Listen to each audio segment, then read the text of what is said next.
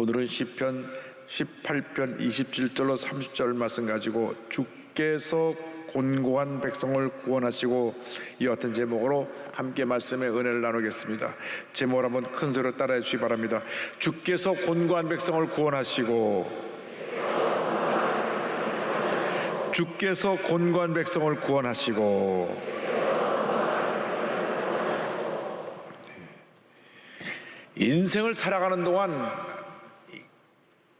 고난을 피할 사람은 한 사람도 없습니다. 고난은 우리의 삶의 한 부분인 것입니다. 우리의 세상 살아가는 동안 예기치 않은 고난으로 고통당할 때에 낙심하거나 상처받고 주저앉지 말고 믿음의 주 온전케 하신 주님을 바라보고 믿음으로 나가는 여러분 모두가 되기를 주님의 이름으로 축원합니다.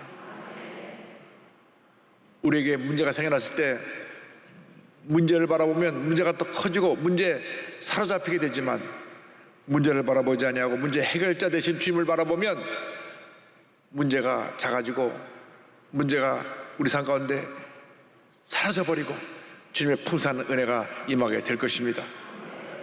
그럼 모두가 말씀과 성령으로 충만하여 절대 긍정 절대 감사의 믿음으로 주님만 바라보고 믿음으로 전진 또 전진해 나간 여러분 모두가 되시기를 간절히 소원합니다.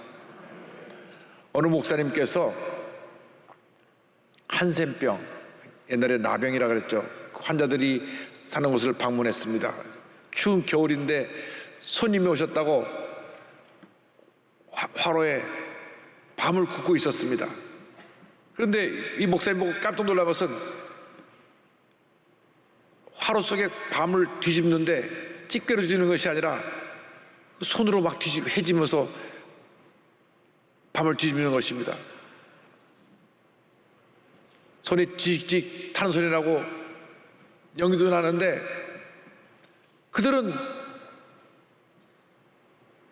아무런 고통도 느끼지 못하고 있는 것을 보았습니다. 신경이 죽었기 때문에 불 속에 손이 들어가고 손이 불에 거슬려도 뜨거운 걸 모르는 것입니다. 그래서 그 목사님께서 참 고통을 느낀다는 것이 얼마나 큰 축복인지 모르겠다, 그렇게 말씀하신 기억이 납니다. 여러분, 우리에게 고난이 다가오고 고통이 다가올 때 내가 주님의 은혜로 살아있음에 감사하시기 바랍니다. 살아있기 때문에 고통을 당하는 것이고, 살아있기 때문에 아픈 것이고, 살아있기 때문에 우리가 그 고통 가운데 주님의 뜻을 발견하고 믿음이 성장하고 문제를 해결하고 하나님의 더 깊은 은혜 가운데로 나가게 되는 것입니다. 지금 아프고 힘들지만은 밤이 깊으면 반드시 새벽이 밝아오듯이 고난의 밤이 지나고 난 다음에 희망의 새벽이, 축복의 새벽이, 은혜의 새벽이 밝아올 것입니다.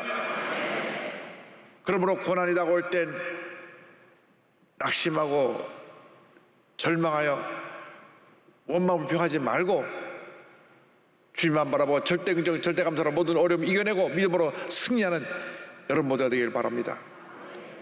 여러분 입에서 감사와 찬양이 그치지 않게 되기를 바랍니다. 오늘 말씀 보니까 곤고한 백성을 구원하신 하나님에 대해서 우리에게 이와 같이 말씀합니다. 18편 27절입니다. 주께서 곤고한 백성은 구원하시고 교만한 눈은 낮추시리이다.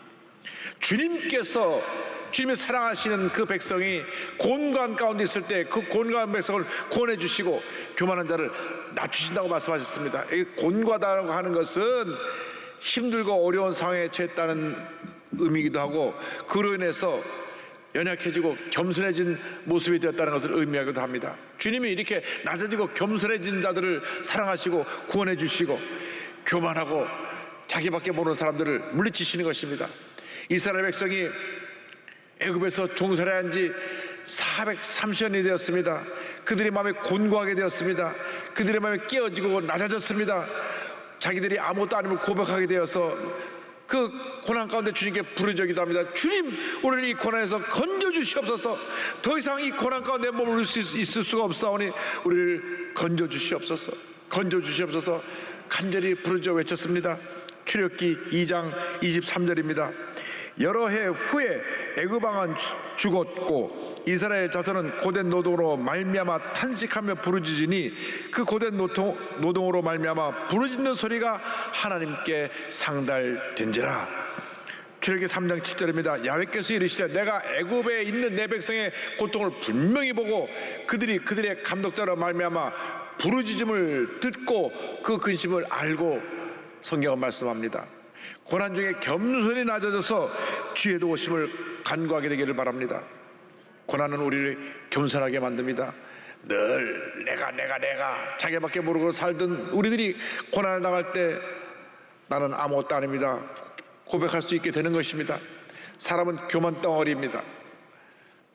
좀 더 가졌다고 교만해지고, 좀 더 배웠다고 교만해지고, 좀 더 높은 자리에 올랐다고 교만해진 것이 사람의 모습입니다. 하나님의 가장 미워하신 것이 교만입니다. 그래서 그 교만을 꺾으시기 위해서 우리에게 연단을 통해서 우리를 낮추시는 것입니다.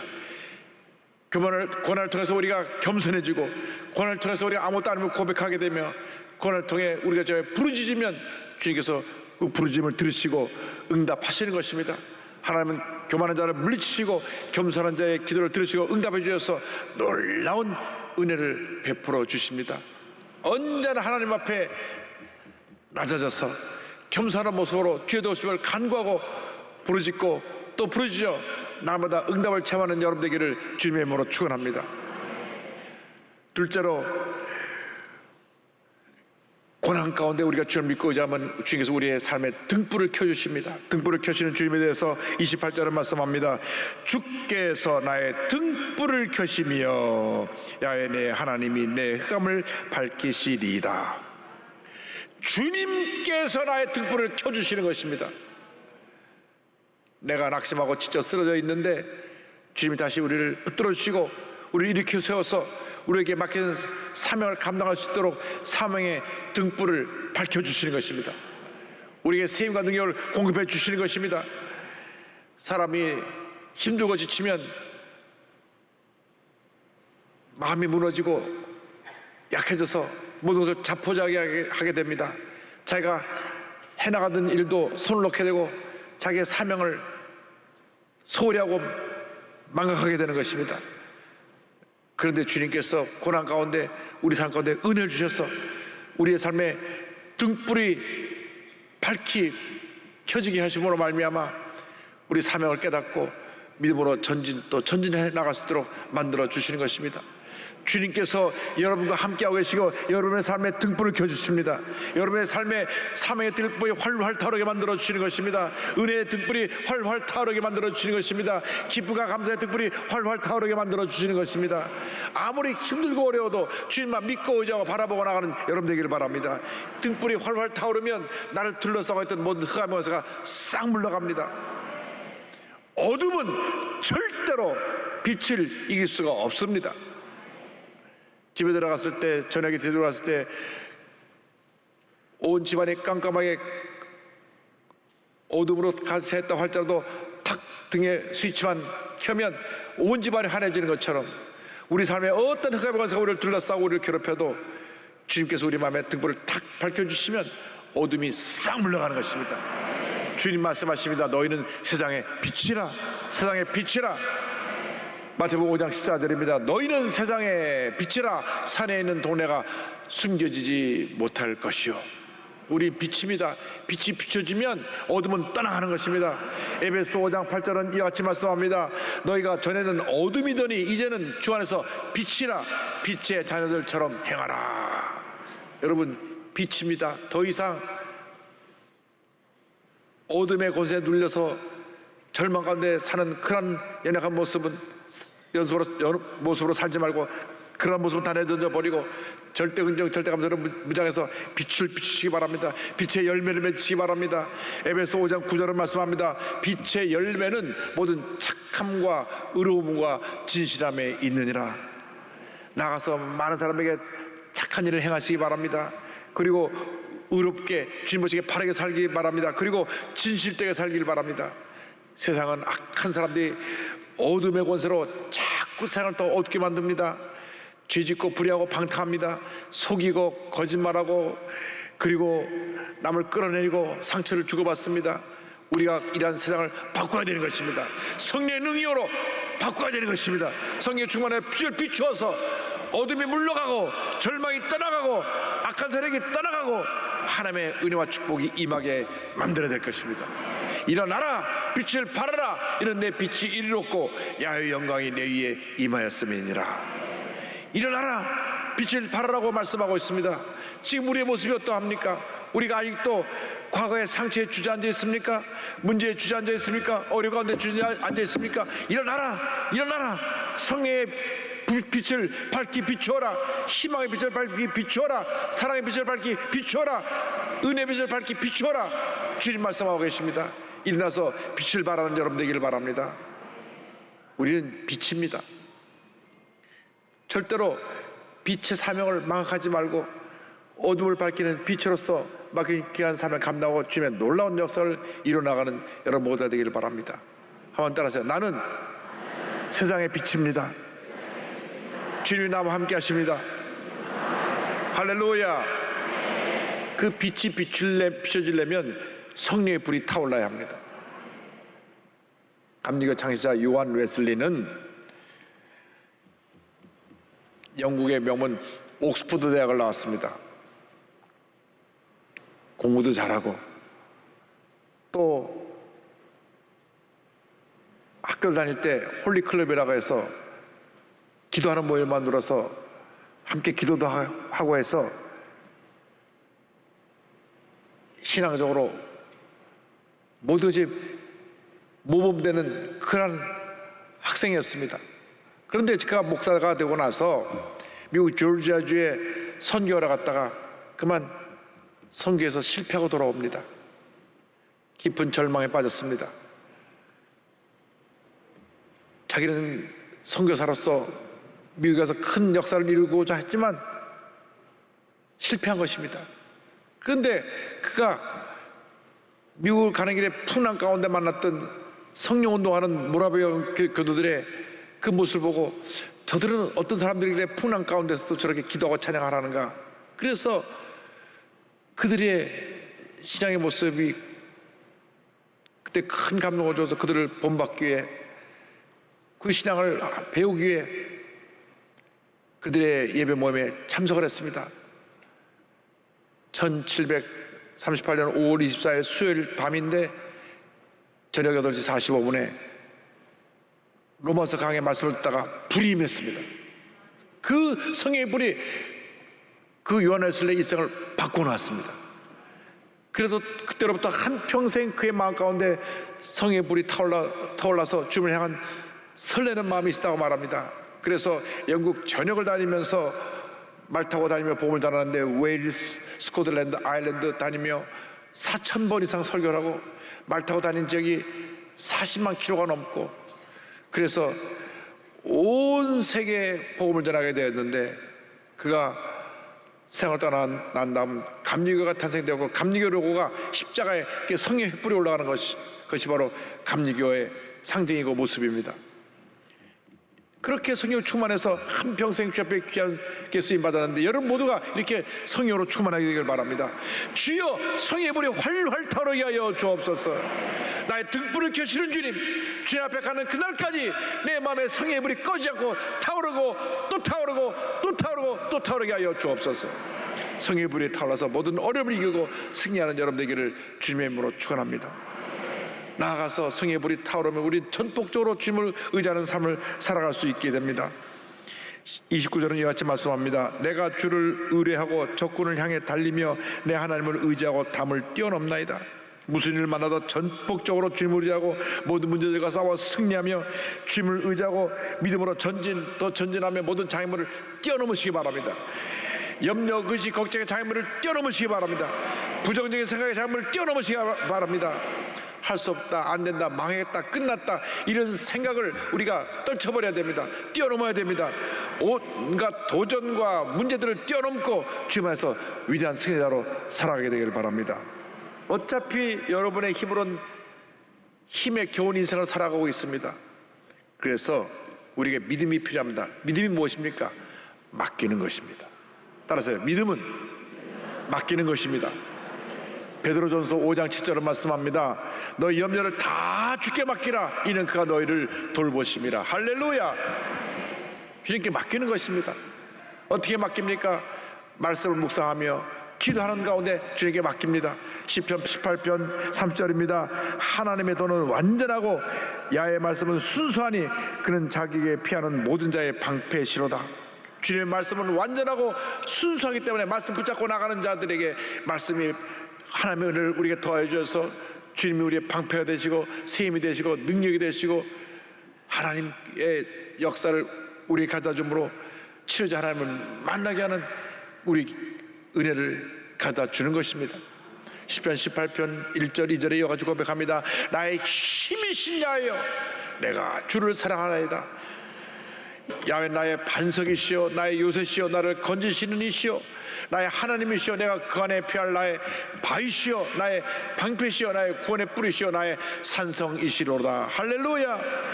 나의 힘이 되신 주님, 나의 능력이 되신 주님, 나의 모든 것이 되신 주님, 나의 생명이 되신 주님, 내가 주님을 사랑합니다. 주님만 전적으로 믿고 나갈 때 우리는 모든 어려움을 넉넉히 이길 수 있게 되는 것입니다. 주님만 전폭적으로 믿고 나가는 여러분 모두가 되기를 바랍니다. 주님께서 우리 함께 하시고 우리에게 능력의 띠를 띠띠워 주셔서 모든 어려움을 이기고 승리하게 만들어 주십니다.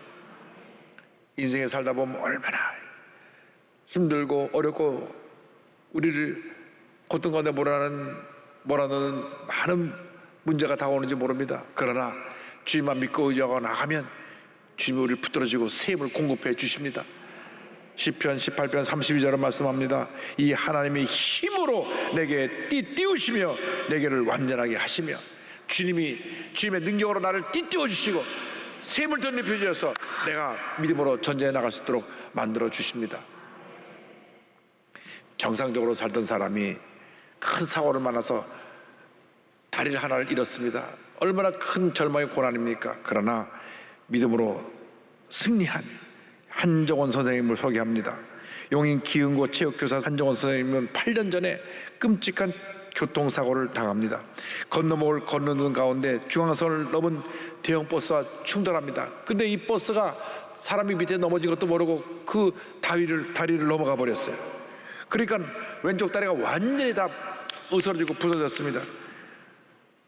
피가 터져 나왔습니다. 옆에 같이 있던 동료 선생님이 정신을 잃은 이 한 선생님을 붙잡고 흔들었습니다.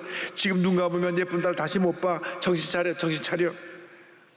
그래서 주님 앞에 주님 저를 살려주옵소서 외치고 병원에 갔는데 다리가 완전히 다 부서지고 망가져서 다리를 자르게 됐습니다. 그 전까지 그는 정말 무엇 하나 부족하면 평탄한 삶을 살았습니다. 28살에 좋은 남편 만나서 결혼하여서 아이 둘을 낳고 그냥 학교 선생님으로 잘 살고 있는데 이런 비극이 찾아온 것입니다. 폐혈증으로 왼쪽 무릎 아래 7cm를 남기고는 다리를 다 절단했습니다.